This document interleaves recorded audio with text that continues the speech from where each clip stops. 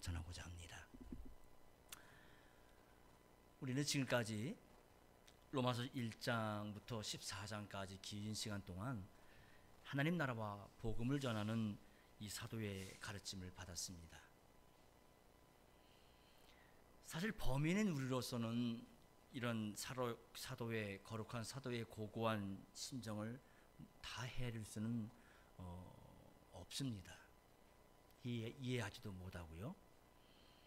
그렇지만 그분이 전해주신 교훈과 기록된 행적을 살필 때 틀림없이 그리스도와 거룩한 교회, 그리스도와 하나님 나라로 그분의 마음이 가득 차 있구나 하는 것을 우리는 볼 때마다 확인할 수가 있게 됩니다. 이제 계속해서 그런 심정을 공감을 하면서 사도의 교훈을 함께 살펴나가고자 합니다. 오늘은 우리가 로마서 15장을 시작을 하는데요. 먼저 로마서 15장 1절서 7절을 간단하게 생각을 하고자 합니다. 각 구절을 살피기에 앞서 먼저 이 단락의 개요를 살펴보는 것이 좋지 않겠나 하는데요. 우선 1절과 2절 그리고 6절과 7절이 비슷한 내용으로 구성되어 있습니다. 또한 3절이 5절과 마찬가지로 그리스도를 본받는 주제를 다루고 있고요. 그 한가운데 딱 4절이 전에 기록한 바라고 해서 성경이 우리의 교훈을 위한 것이다 라는 말씀이 나옵니다. 자, 이렇게 보면 사도가 뭘 말씀하고자 하는 바인지 대략 짐작할 수가 있을 겁니다. 즉 거룩한 교회로 서 나가는 일은 그리스도를 본받는 것으로만 가능하다. 그겁니다. 이게 성경의 핵심 교훈이라는 거예요. 우리가 지난 시간까지 로마서 14장을 통해서 주를 위해 살고 주를 위해 죽는 신자의 삶은 결국엔 거룩한 교회로 서 나가는 것이다 라는 사실을 생각을 한 바가 있습니다. 기억하시죠? 이 일은 그리스도를 본받는 것이고 그리스도를 본받음으로 이루어지는 겁니다. 근데 여기서 사도는 바로 15장에서도 그리스도만을 오직 그리스도라는 것만을 교훈하고자 합니다. 이처럼 그리스도 없는 우리라는 것은 없는 겁니다. 그리스도를 떠난 우리는 없습니다. 그리스도가 없는 세계는 없는 겁니다. 이처럼 그리스도는 모든 성경을 이해하는 열쇠예요. 그리스도는 신자가 살아간 삶에서 그 근거가 되시고 모범이고 목표입니다. 이것이 하나님께서 인생에게 그 거룩하신 뜻으로 계시하시는 바이고 하나님이 우리에게 바라시는 그것입니다. 이런 내용을 우리가 지금까지 배운 것인데 이제 결론 부분에서 이 내용을 좀 더 다시 배우게 될 것입니다. 그러면 이런 계획 위에서 각 구절에서 사도가 교훈한 바를 배워나가고자 하는데요. 1절, 2절입니다. 우리 강한 자가 마땅히 연약한 자의 약점을 담당하고 자기를 기쁘게 하지 아니할 것이라. 우리 각 사람이 이웃을 기쁘게 하되 선을 이루고 덕을 세우도록 할지니라. 그렇습니다. 자, 여기서 사도는 이 구절에서 아주 정교하게 문장을 구사해 주는데요. 자기를 기쁘게 하지 말고 이웃을 기쁘게 하라 라는 취지를 설명해 분명히 해줍니다. 그러면서도 이 목적이 거룩한 교회를 세우는 데 있다는 것을 분명히 밝혀주고 있어요. 그러니까 1절 끝에 자기를 기쁘게 하지 아니할 것이라 라는 표현과 2절 처음에 우리 각 사람이 이웃을 기쁘게 하되 라는 표현이 서로 짝을 이루게 있고 또 우리 강한 자가 마땅히 연약한 자의 약점을 담당하고 라는 표현은 선을 이루고 덕을 세우도록 할지니라 라는 표현과 붙여서 생각할 수 있겠습니다. 여기서 우리 강한 자라고 하는 것은 지난번에도 이제 말씀드렸다시피 무엇을 할 수 있는 자 또는 능력이 있는 자들을 뜻합니다. 여기서는 고기와 포도주를 먹을 수 있는 사람들을 가리키겠죠. 반면에 연약한 자는 어떤 일을 할 수 없는 자들, 즉 할 능력이 없는 자들을 뜻해요. 여기서는 고기와 포도주를 먹을 수 없는 사람을 가리킬 겁니다. 그러니까 이들의 약점은 믿음으로 행한다고는 하지만은 말씀을 충분히 깨달지 못했거나 이런저런 이유로 인해 고기나 포도주 먹는 일을 거리끼는 것을 가리키는 거지, 이 사람들의 믿음에 어떤 중대한 흠이 있는 건 아닙니다. 사실 어느 사회도 마찬가지겠습니다만은 교회 안에도 어떤 구체적인 일이나 문제를 두고 사람들은 두 분류로 나눠지게 됩니다. 즉 그 일을 감당할 수 있는 사람이 있는 반면에 그렇지 못한 사람으로 나눠지는 거예요.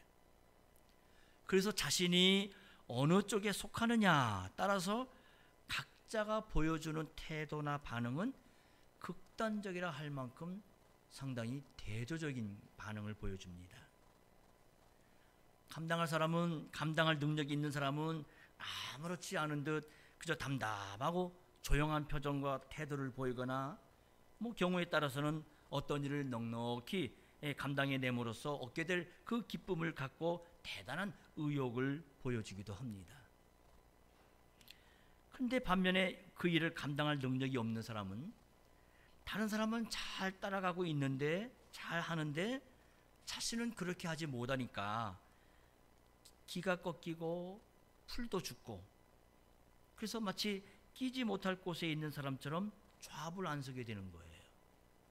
그러다 보니까 기쁨도 없고 그저 비참한 표정과 참담한 느낌을 주변 사람들에게 느끼게 하기 때문에 보기에 그저 딱하고 안쓰럽고 고통스러워요. 자, 그런데요, 이런 차이를 받아들이는 자세에 대한 판단과 가르침이 있어서 성경은 언제나 세상과는 다른 원칙을 말해줍니다. 즉 능력 있는 자가 능력 없는 자를 짐지는 관계다라고 성경은 말하고 있다는 거예요. 감당할 능력이 있는 자가 감당할 능력이 없는 약한 자의 짐을 짊어지는 것이 하나님께서 바라시는 강한 자와 약한 자의 바른 관계라고 말해줍니다. 사실 다른 사람의 짐을 진다는 건 누구에게든지 부담스러운 일이죠. 힘든 일이에요. 가능하다면 피하고 싶은 일이기도 합니다. 내 짐을 지는 것도 힘든 판국에 다른 사람의 짐까지 지라고 요구하는 성경의 가르침이 때로는 부당하다라고 생각이 들 수도 있을 겁니다. 그럼에도 하나님 앞에서 능력 있는 자와 감당할 능력이 없는 자 사이의 바른 관계는 할 수 있는 자가 할 수 없는 자의 짐을 져주는 관계다 하는 겁니다. 그러면서 덧붙여 주기를 자신을 기쁘게 해서는 안 된다, 요 말을 딱 붙여서 얘기해 줘요. 그러기에 강한 자가 연약한 자의 약점을 담당한다는 것은 채소만 먹는 사람들이 하나님께 감사하면서 주를 위하여 그런 태도를 취하는 사실을 강한 자들은 귀하게 여기는 심정을 품고 그들의 행동 그대로 받아들일 것을 가르쳐주고 있는 거예요. 그래야 사도가 7절에서 교훈하는 취지를 분명히 알 수 있게 될 겁니다. 7절의 사도는 그리스도께서 우리를 받으신 것처럼 너희도 서로 받아라. 그리스도께서 우리를 받으신 것처럼 서로 받는 이것이 곧 선을 이루는 것이고 덕을 세우는 것이다 라고 말해줍니다. 그저 서로 화목하게 지내고 가끔씩 밥도 사 먹고 서로 인간적인 관용을 보여주는 그런 게 아니라 그리스도께서 우리를 대하는 것처럼 그렇게 서로를 대하는 거예요. 그러면은 선을 이루고 덕을 세울 수 있다는 겁니다. 우리는 로마서 14장 마지막 부분에서 사도가 말하는 선이 뭔지 또 덕을 세운다는 것이 무엇인지를 살펴본 바가 이미 있습니다. 사도가 여기서 말하는 선을 이루고 덕을 세운다는 것은 14장에서 마찬가지로 그리스도의 거룩한 교회를 세우는 거고 하나님의 나라를 드러내는 거예요. 이처럼 우리가 같은 믿음 안에서 서로를 대하는 일이라는 것은 결코 사사로운 일이 아닙니다. 가장 사사로운 일에서도 믿음에서 나오는 거룩한 사랑으로 서로를 그리스도의 형제로 존경하고 대하는 이것은 가장 공적인 일이에요. 부활하신 그리스도께서 아버지의 뜻을 쫓아 지금 이 순간에도 이루시는 일이 바로 그 일이 아니겠어요? 그리스도가 누구십니까? 직분자시잖아요. 성자께서 참 사람이 되신 이유는 이 그리스도라는 직분을 이루려 하심이고 바로 그 목적 때문에 십자가에 달리시고 부활하신 것이 아니겠습니까? 부활하신 예수님이 모든 권세를 받아서 성신과 말씀으로 거룩한 교회를 세우시는 바로 그것이 그리스도의 직분을 이루시는 거예요. 예수님이 이 직분을 어떻게 생각하고 계시겠습니까? 우리는 십자가 달리기 직전 예수님이 하셨던 말씀에서 그 생각을 짐작할 수 있을 겁니다. 마태 26장 54절입니다. 만일 내가 그렇게 하면 이런 일이 있으리라 한 성경이 어떻게 이루어지리려 하시더라. 예수님께서 여러분 잘 아시다시피 요한복음 그 4장이죠. 사마리아를 지나가시는 길에 성문 밖 그 우물 곁에서 사마리아 여인을 만나셨어요. 그녀에게 하시는 말씀이 나의 양식은 나를 보내신 이의 뜻을 행하며 그의 일을 온전히 이루는 이것이다 라고 말씀하셨습니다. 그처럼 예수님은 성경에 자기를 보내신 하나님의 뜻을 위해서 그걸 이루기 위해서 사셨어요. 또 십자가에 나가셨습니다. 이처럼 주님은 하나님의 뜻을 이루고 그분의 일을 이루시기 위해 살고 죽으셨습니다. 지금도 그 일을 위해 만사를 생각하고 계세요. 주님께서 그리스도 직분을 이처럼 생각하시고 전심으로 거룩한 교회를 세워나가십니다. 그렇다면 우리가 믿음으로 서로를 대하는 일이 그렇게 고귀한 일이라고 한다면 어떻게 사사로운 마음을 품고 교회에서 행할 수 있겠습니까? 요즘에 제가 이민교회에서도 경험한 바지만은 큰 교회마다 사람이 몰리고 따라서 돈이 몰리니까 어떤 사람들은 돈 벌기 위해서 또 권력을 얻고자 교회 다닌다는 그런 말까지 하는 걸 듣게 됩니다. 그런 사람을 교회에 받아들이는 것도 심각한 문제이지만 어떻게 거룩한 교회를 자기의 사사로운 이익을 위한 수단으로 삼을 수 있겠어요? 결코 그럴 수는 없는 겁니다. 하늘의 주님이 얼마나 이런 일에 진노하시겠습니까? 그런데 우리가 그렇게까지는 하지 않을지라도 혹시라도 서로를 대하면서 사사롭게 대하지 않도록 주의할 것입니다. 서로 그리스도의 형제로 알고 대하고 그리스도께서 우리 각자를 대하시듯이 그렇게 대할 거예요. 그런 의미에서 우리 모두가 그리스도와 연합된 지체라는 점에서 모두가 직분자입니다. 주님께서는 목사, 장로 혹은 집사의 은사만 주신 게 아니라 우리 모두에게 그리스도의 지체라고 하는 영광스러운 은사를 주었어요. 그럼 우리가 거룩한 교회로 세워나가는 일은 실질적으로 어떤 모습일까요?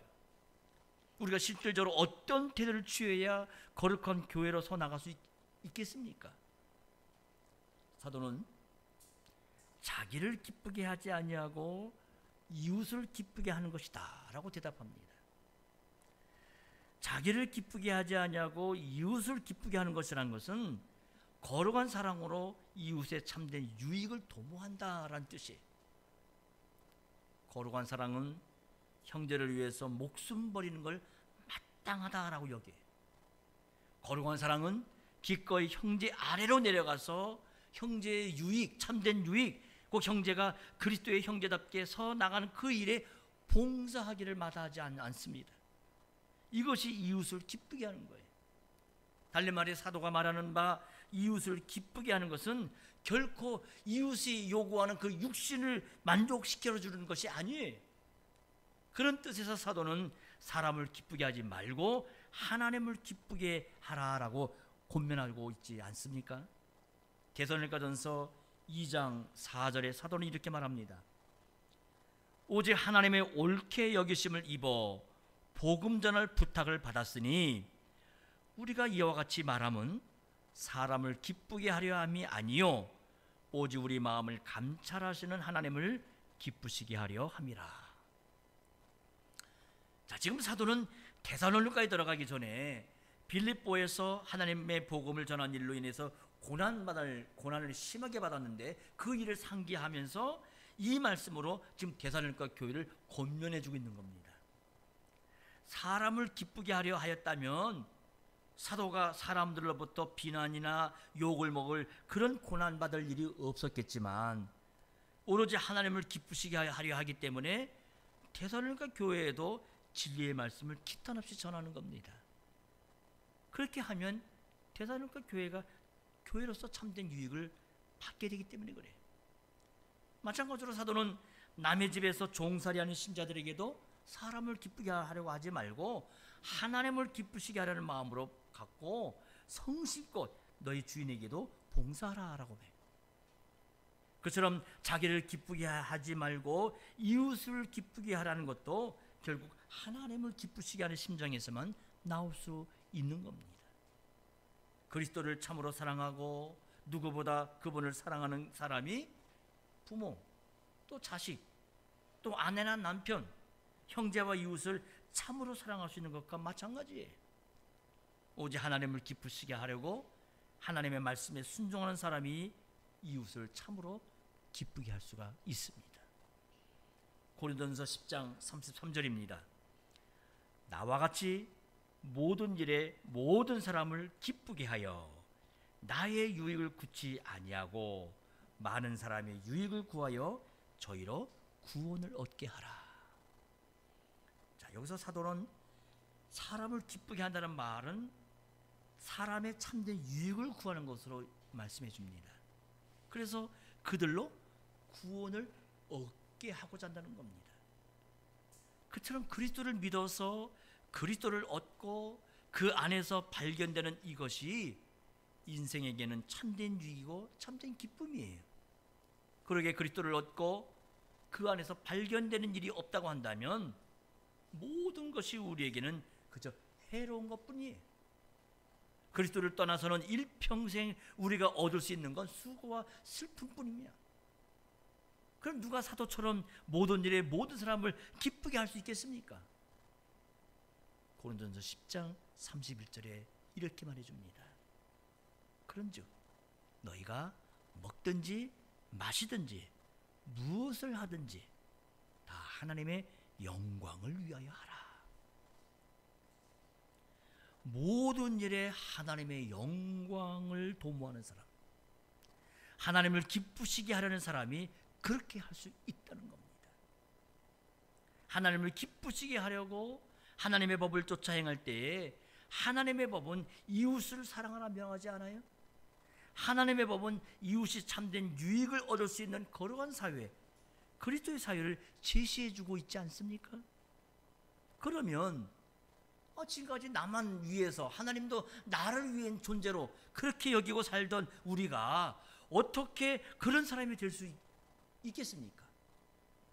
자, 사도는 그 대답을 그리스도에게서 찾아줍니다. 3절입니다. 15장 3절. 그리스도께서 자기를 기쁘게 하지 아니하셨나니 기록된 바 주를 비방하는 자들의 비방이 내게 미쳤나이다 함과 같으니라. 왜 우리가 이웃을 기쁘게 하고 선을 이루고 덕을 세워야 되느냐 하면, 왜 우리 믿는 자가 자기를 기쁘게 하지 않고 오히려 이웃의 짐을 기꺼이 짊어져야 하냐 하면 그리스도께서 자기를 기쁘게 하지 아니하셨기 때문에. 우리는 그리스도의 것이 아닙니까? 우리는 살아도 주를 위해 살고 죽어도 주를 위해 죽는 자가 되지 않았어요? 그처럼 우리는 그리스도처럼 살아야 돼. 그리스도의 것이 되었는데 그리스도와 달리 살면 어떻게 되겠습니까? 그리스도께서는 이 방향으로 주님의 교회를 인도하고 계시는데 누군가가 그것과 다른 방향으로 걸어간다면 과연 그리스도의 것이라 할 수 있겠습니까? 더욱이 우리가 그리스도처럼 살지 아니하고서는 주를 위해 살지를 못해요. 우리가 주를 위해 살려고 한다면 마땅히 주님의 생각을 좇아서 생각해야 마땅하지 않겠습니까? 그러면 아니 늘 눈만 뜨면 육신에 젖어 사는 우리들이 어떻게 주님의 생각을 좇아서 생각할 수 있겠습니까? 어떻게 그럴까요? 오직 그리스도의 생명을 받아야 합니다. 그래야 그렇게 할 수가 있어요. 그저 사람의 힘인과 사람의 지혜로 그리스도를 그저 이미테이션, 모방하는 것으로는 주를 위해 살지를 못해요. 육신의 힘으로 그리스도를 모방하는 것은 결국 자기를 드러내는 것뿐입니다. 주님이 바라시는 바는 오직 주님이 주시는 생명으로만 이루어져요. 주님이 바라시는 바는 주님이 친히 우리 안에서 이루십니다. 우리는 그저 그리스도를 믿을 뿐이에요. 그분을 순종할 뿐이에요. 주님이 성신과 말씀으로 공급하시는 그 생명을 살아낼 뿐입니다. 이것이 그리스도를 본받는 유일한 길이에요. 이것은 그저 모방하는 게 아니라 그리스도를 드러내며 사는 겁니다. 참된 믿음은 내 안에 그리스도께서 사시는 겁니다. 바울 사도는 그리스도께서 자기를 기쁘게 하지 아니하고 이웃을 기쁘게 하려고 십자가에 나아가셨으니 우리도 그와 같이 하지 않을 수 없다라고 교훈해요. 자, 여기서 사도는 그리스도께서 그저 이웃을 기쁘게 하려 하신 게 아니라는 것을 교훈하기 위해 갑자기 구약 시편 69편 9절 말씀을 쭉 끄집어들여서 인용해 줍니다. 그 내용이 바로 여러분들이 그 읽은 3절의 말씀이에요. 주를 비방하는 자들의 비방이 내게 미쳤나이다 하는 말씀입니다. 주를 비방하는 자의 비방이란 말은 말 그대로 사람들이 여호와를 비방하는 비방이에요. 이처럼 사도의 말씀은 인생이 여호와를 비방하는 비방을 예수님이 지상에서 다 당하시고 특별히 십자가에서 받으셨다는 뜻입니다. 십자가에 달리실 때 어떤 일이 벌어졌나요? 십자가 밑에 지나가는 행인들이 머리를 절레절레 저으면서 성전을 헐고 사흘 만에 짓는다고 하는 자요, 네가 너를 구원해서 십자가에서 내려오라 비방합니다.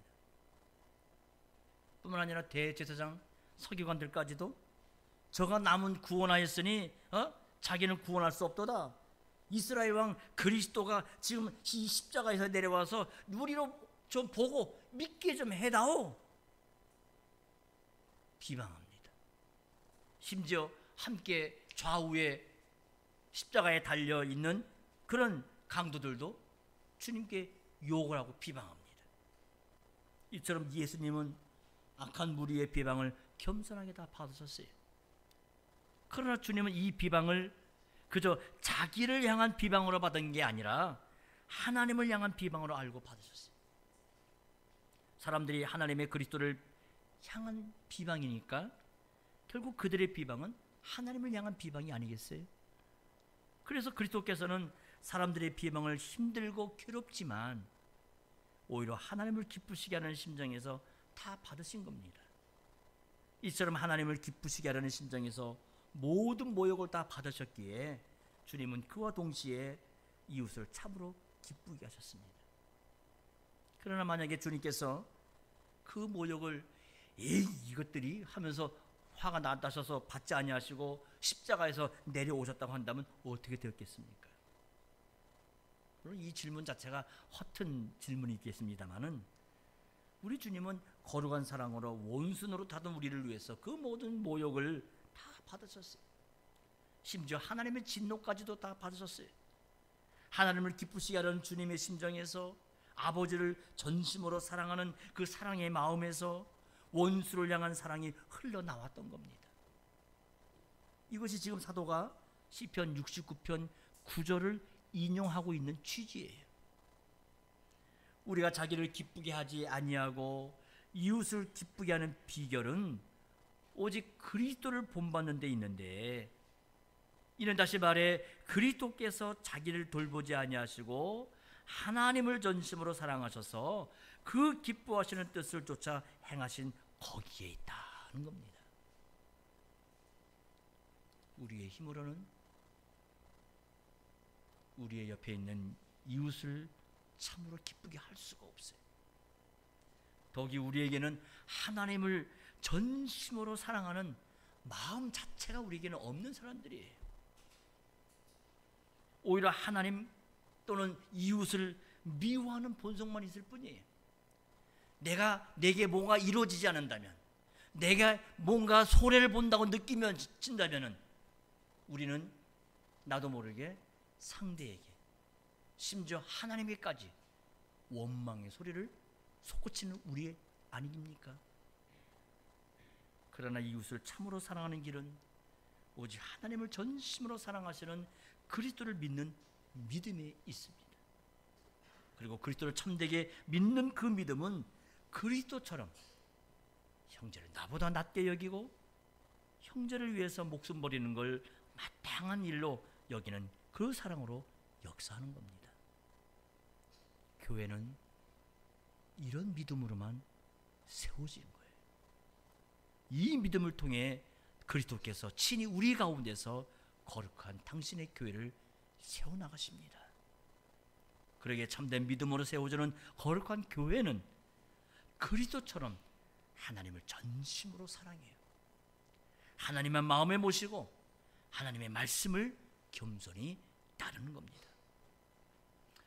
자, 이처럼 사도가 3절에서 구약의 시편을 인용하며 그리스도의 모범에 관해 교훈을 했는데, 자, 이제 4절에 와 성경이 우리의 교훈을 위한 것이야 라고 설명해 줍니다. 4절입니다.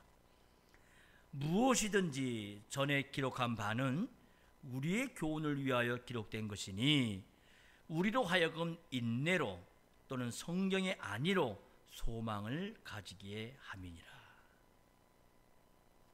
자, 여기 전에 기록한 바가 우리의 교훈을 위한 것이다 라고 하는 이 말은 구약 성경이, 곧 모든 성경이 우리를 위하시는 그리스도에 관한 것이다 라는 뜻이에요. 그리스도께서 성경에 담긴 하나님의 뜻을 이루고자 세상에 오셨는데, 그 하나님의 뜻은 우리가 그리스도를 믿어서 거룩한 교회로서 나가는 그겁니다. 그리스도께서는 자기를 버리신 아버지를 전심으로 사랑하셔서 그분의 뜻이 기록된 성경을 이루셨는데, 그리스도를 보내신 하나님은 세상을 이처럼 사랑하사 독생자를 주셔서 누구든지 예수 믿는 자는 멸망하지 않고 영원한 생명을 얻게 하셨어요. 그러기에 우리가 이 성경을 읽을 때에는 나의 현실이라는 빛으로 읽는 게 아니라 그리스도의 빛에 비추어서 읽어가야 되는 겁니다. 그리스도의 빛에 비추어 읽는다고 하는 말은 결국 그리스도께서 주님과 연합된 거룩한 교회를 세워나가신 일에 비추어서 읽는 것을 말해주는 거예요. 베드로전서 1장 12절 말씀 함께 읽어보겠습니다. 베드로전서 1장 12절입니다.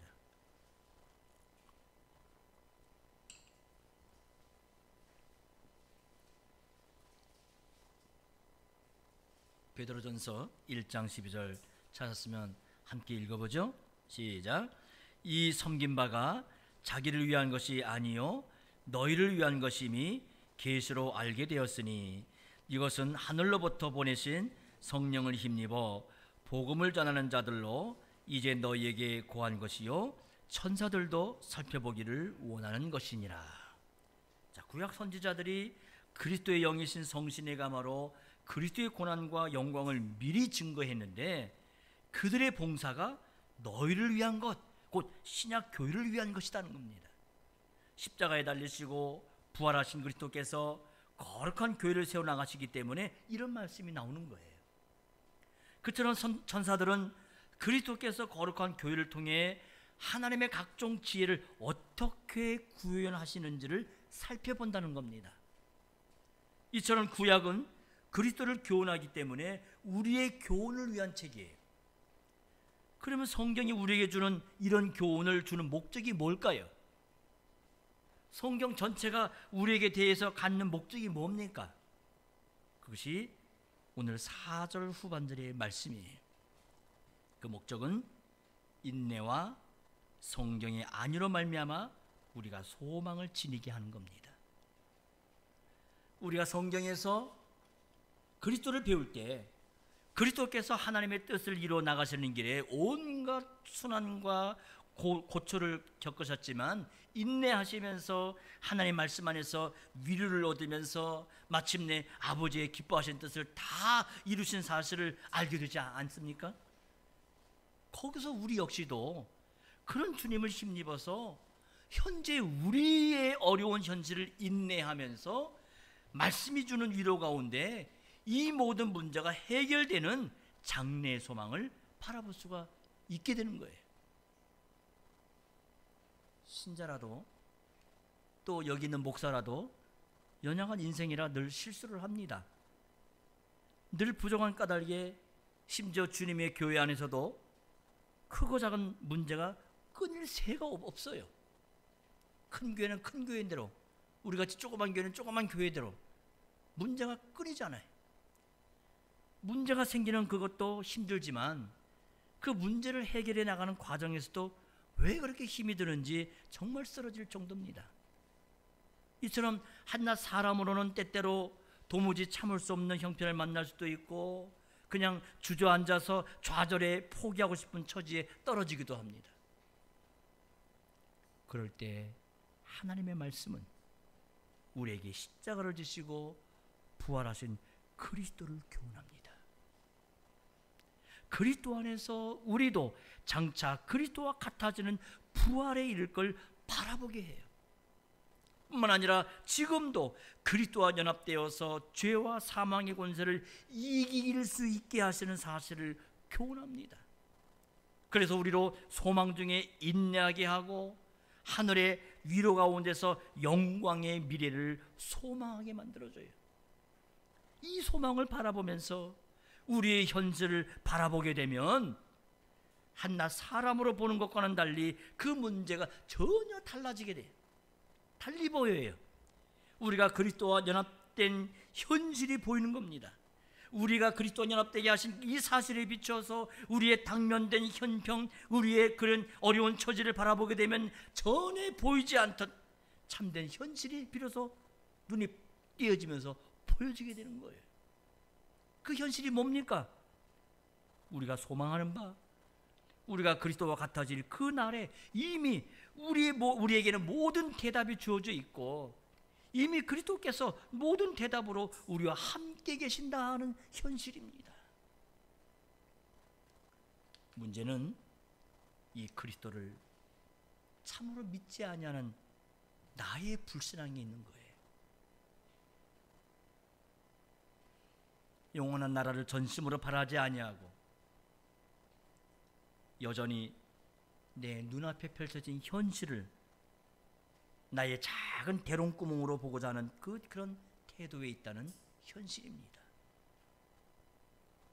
그러므로 사도와 같이 우리는 매 순간 하나님에게 나가서 기도하지 않을 수가 없어요. 5절 6절입니다. 이제 인내와 안위의 하나님이 너희로 그리스도 예수를 본받아 서로 뜻이 같게 하여 주사 한 마음과 한 입으로 하나님 곧 우리 주 예수 그리스도의 아버지께 영광을 돌리게 하려 하노라. 우리말 성경에는 이 부분이 기도인지 뭔가 확연히 드러나지 않습니다는 이 사도는 이 대목에서 하나님께 나가 기도하고 있는 거예요. 기도문으로 바꾸면 이렇게 되겠죠. 이제 인내와 안위의 하나님이 너희로 하여금 그리스도 예수를 본받아 서로 뜻이 같게 하여 주사 한 마음과 한 입으로 하나님 곧 우리 주 예수 그리스도의 아버지께 영광을 돌릴 수 있게 하시기를 구합니다. 사도가 이처럼 기도하고 있는 것은 앞에서 교훈하는 내용이 교회 안에서 이루어지려고 한다면 오직 하나님의 은혜가 그만큼 필요하기 때문에 그래. 우리가 인내하는 것이며 참된 위로를 얻는 것이며 인내와 위로로서 장래의 소망을 바라보는 이 모든 것들이 모두가 하나님의 자비하심과 복주심 안에 있는 거예요. 그래서 사도는 하나님을 인내와 안위의 하나님 이렇게 부르면서 우리가 눈앞의 현실에서 당하는 모든 어려운 가운데서 인내하고 참된 위로를 얻으며 영광의 소망을 바라보는 일이 하나님에게 달려있다, 그걸 교훈해 주고 있는 겁니다.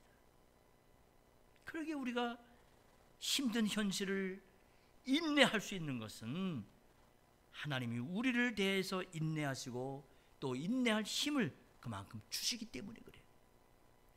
우리가 얻는 참된 안위도 하나님이 하나님의 말씀을 통해서 하나님의 약속을 확신시켜 주시기 때문입니다. 이처럼 우리가 하나님 백성으로 존재하고 존립하고 행하는 데 필요한 모든 선한 것이 오직 하나님에게서만 오해. 그러기에 눈앞의 현실에 매여서 그 현실에서 무엇을 얻고자 하고 그 현실에 매인 자신에게서 무엇을 얻으려 하는 것이 얼마나 미련하고 절망적인지 모를 수가 없어요. 눈앞의 현실 뒤에 그 위에 계시는 하나님을 바라보는 거기서 현실의 문제를 바라보고 해결할 수 있는 길이 열려지는 겁니다. 그 길은 우리가 그리스도 예수를 본받아 서로 뜻이 같게 되는 데 있는 거예요. 그리스도 예수를 본받아 서로 뜻이 같게 된다는 것은 그리스도의 마음으로 같은 생각을 품고 나가는 그겁니다. 우리가 로마서 12장 16절에서 이 동일한 표현을 살펴보지 않았습니까? 서로 마음을 같이 하며 높은 데 마음을 두지 말고 도리어 낮은 데 처하며 스스로 지혜 있는 채 하지 말라. 우리는 이 구절에서 그리스도의 마음으로 겸손한 자들의 교제를 이루며 살라는 사도의 교훈을 이미 배웠습니다. 그리스도를 믿는 믿음과 거기서 나오는 거룩한 사랑으로 그리스도와 같이 형제를 기꺼이 섬기면서 하나님의 나라를 드러내며 사는 이것이 우리가 인생으로 사는 목적이에요. 동시에 이것이 우리가 당하는 모든 현실을 뚫고 나가는 길입니다. 육신과 세상과 마귀가 그리스도를 미워해서 그리스도의 교회를 항상 공격하는 까닭에 신자는 이 세상 사는 동안 사망의 골짜기를 걷지 않을 수가 없습니다마는, 그러나 그리스도의 마음으로 겸손한 자들의 교제를 이루며 사는 거기서 참된 해답을 발견하게 돼요. 비록 죽음의 그늘이 두려운 그늘이 두려우는 그때에도 그리스도는 우리와 함께 하셔서 힘이 없고 연약한 우리를 붙들어 주십니다. 뿐만 아니라 죽음의 시면을 거두는 그 두려운 순간에도 함께 해주시고 그 즉시로 다시는 죽음이 없는 주님의 품 안에서 안식하게 하시고 장차 하나님의 영원한 안식에 이르게 하실 것입니다. 그날에 우리가 한 입으로 한 마음으로 하나님 곧 우리 주 예수 그리스도의 아버지께 세세토록 영광을 돌리게 될 것입니다. 예수 그리스도의 아버지 곧 우리의 아버지의 스라에서 영원토록 우리 아버지의 기뻐하신 뜻을 다 이루며 살 것입니다. 이 영광의 날에 영원히 울려 퍼질 찬송이 이날 오늘 신약의 교회가 영원한 대제사장이신 예수 그리스도를 통하여서 드리는 하늘 예배에서 이미 시작이 되었습니다. 그날에 우리가 그리스도와 같아져서 아버지의 기뻐하신 뜻을 다 이루어 하나님의 이름을 영화롭게 하게 되듯이 우리는 지금 여기서부터 그리스도의 영이신 성신을 의지해서 하나님의 바라시는 일을 힘써 이루어 하나님의 이름이 우리 가운데서 영광 받으시게 해야 하는 겁니다. 하나님이 바라시는 일이 뭡니까? 하나님을 영원히 기쁘시게 하는 일이 뭡니까? 7절이 그걸 우리에게 말해줍니다. 이러므로 그리스도께서 우리를 받아 하나님께 영광을 돌리심과 같이 너희도 서로 받으라. 7절 같이 한번 읽어보겠습니다. 시작. 이러므로 그리스도께서 우리를 받아 하나님께 영광을 돌리심과 같이 너희도 서로 받으라. 그리스도께서 하나님의 영광을 위해 우리 같은 죄인들을 받아들여 주신 것 같이 우리도 서로를 거룩한 사랑으로 대하여 서로를 받아들이는 거예요. 그래서 그리스도 안에서 거룩한 교회로 서 나가는 그겁니다. 거룩한 교회 안에 하나님이 함께 계십니다. 하나님이 거룩한 교회와 함께 하시기에 아무도 거룩한 교회와 그 교회에 속한 자를 빼앗을 수가 없어요. 죽음도, 아니 죽음보다 더한 강한 것이 있다 할지라도 그리스도 안에 있는 하나님의 사랑에서 우리를 흔들어대거나 빼앗을 수가 없습니다. 기도하십시다. 거룩하신 하나님, 저희는 죄의 어둠 가운데서 사망에 이르는 열매를 맺고 멸망을 향해 달려가던 인생들입니다. 이런 저희를 불쌍히 여기시고 죄와 사망의 권세에서 건져내시고 부활하신 그리스도께서 세우시는 거룩한 나라에 들어와 생명이 이르는 열매를 맺고 하나님을 기쁘시게 하며 살게 하시오니 이제도 저희가 엎드려 감사와 찬송을 드립니다. 이러한 하나님의 은혜와 사랑을 점점 깨닫게 해주셔서 저희가 그리스도를 본받아 자기를 기쁘게 할 것이 아니라 하나님을 전심으로 사랑해서 형제와 이웃의 참된 유익을 도모하게 하여 주옵소서.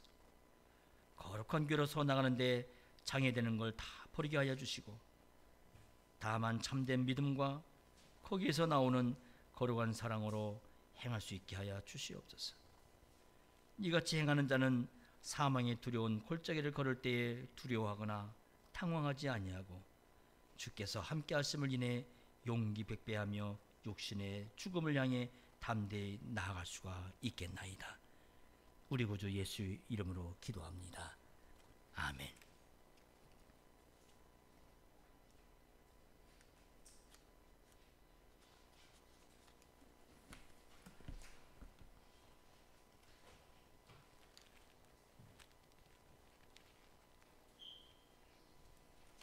송룡 165쪽 찬송으로 마치겠습니다.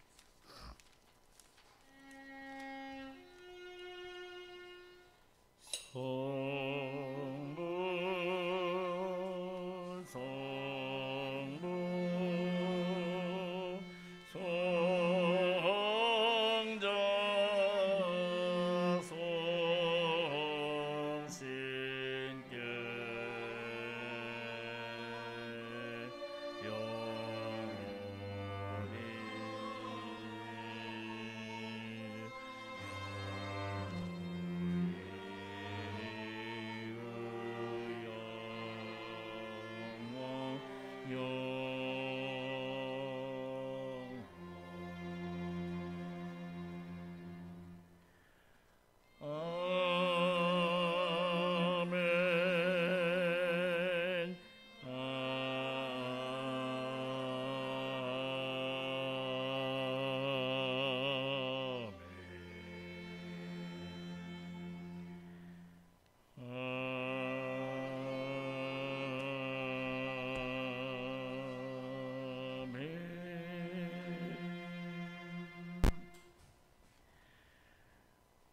교회의 머리 대신 성자 예수 그리스도의 구원의 은혜와 독생자를 우리에게 버리시면서까지 사랑하신 성부 하나님의 크신 사랑하심과 성신의 거룩한 사귐이 예배하는 주의 백성들과 이 교회 안에 영원히 함께 하시기를 구합니다.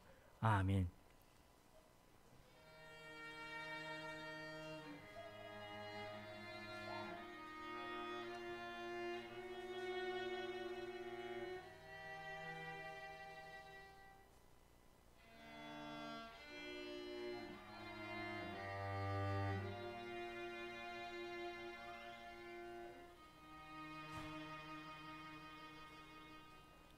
이 시험으로 주일을 마쳤습니다.